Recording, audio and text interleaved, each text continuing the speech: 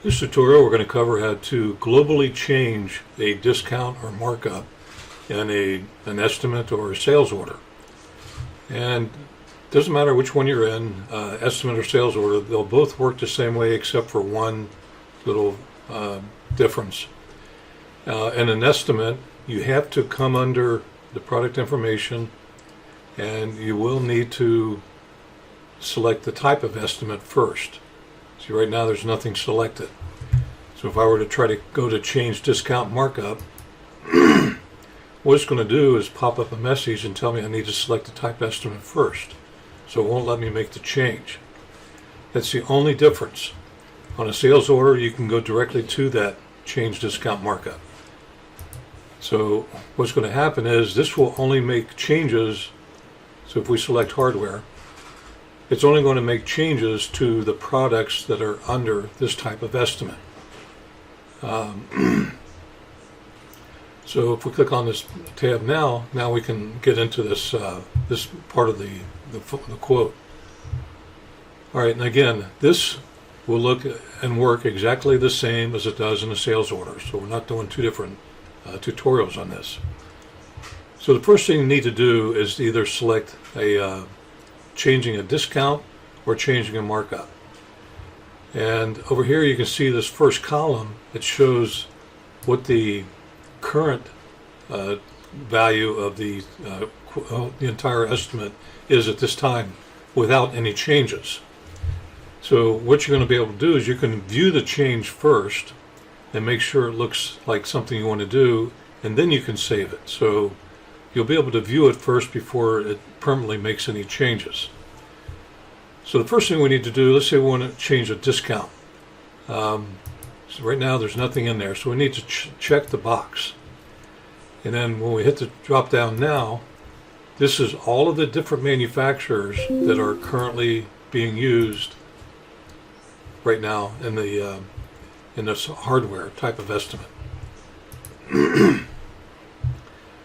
So first thing we need to do is select the vendor that we want to change the discount on. So let's say we want to change Hager.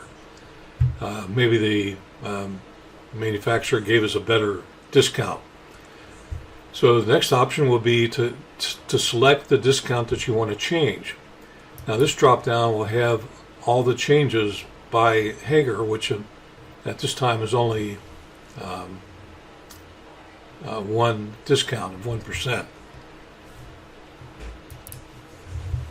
So in that case, typically that's not a discount you would normally change. So let's just try a different manufacturer, maybe Schlage. Okay, so now Schlage has a couple of different discounts that are being used. Typically they should all be the same discount. I'm not sure what happened. This is all test data, so this may not look exactly like something you would experience. But let's say we want to change whatever this 0.55 is. I'm not going to bother looking at which products it is, but let's say we're going to change this 0.55. We're going to change it to the same as the other one.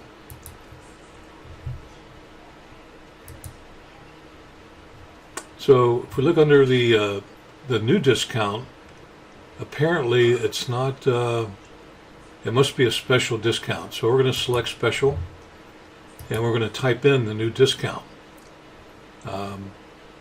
Again, we want it to be the same as this one, the 40.49.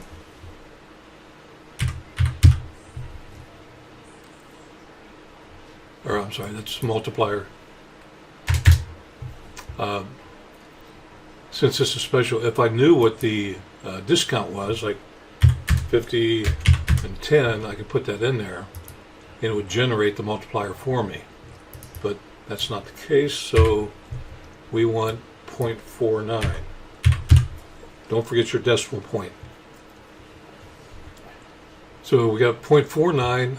All discounts or products that are using 0.55, we're going to view the change. So I click this button, and this will show you what the changes are, what it all comes to.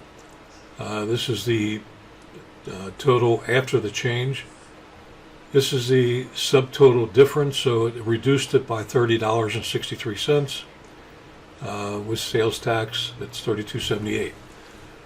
So this will lower the price by the entire cost of the estimate by $30.63. I'm sorry, $32.78 total. Now, if I'm happy with that, I'll go ahead and click Save. It just wants me to verify that. I'll say yes. And it's going through and it's checking all the items that were using that 0.55 discount, and it updated all those products. So now we should have a new total generated for the whole estimate, $32,921.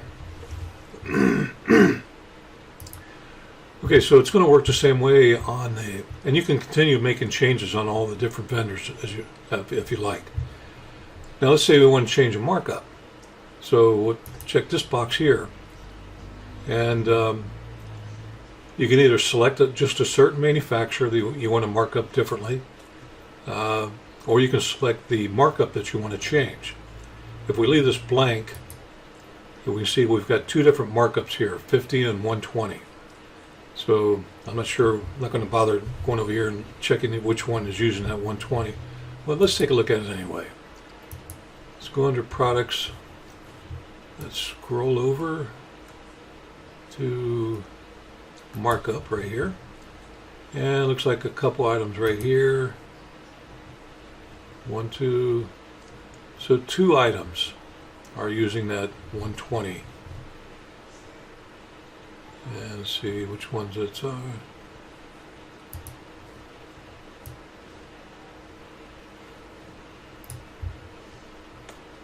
Looks like 17 of these. Looks like a closer and a stop. Okay, so let's say we want to make that change. And we're going to change the 120 to a 50%. So what we need to do here is, if none of the standard count types have 50%, which I don't think they do, nope, we need to make it special. That way we can type in 50%. And now what I can do is I can view the change, and this will show us what the difference will make. It's like a difference of $17.46. So not a big change, but if that's what I want to do, then I can click Save Change, and it will go through and update the whole order.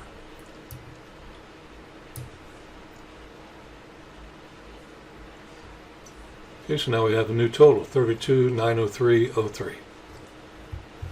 So this is how this is going to work. And again, this will work the same way when you're in a sales order. The only difference, like I said, is you do not have to select the type of estimate first. So it's pretty straightforward. If you have any questions on this or any concerns, just please give us a call or email, and we'll be more than happy to help you out. Thanks.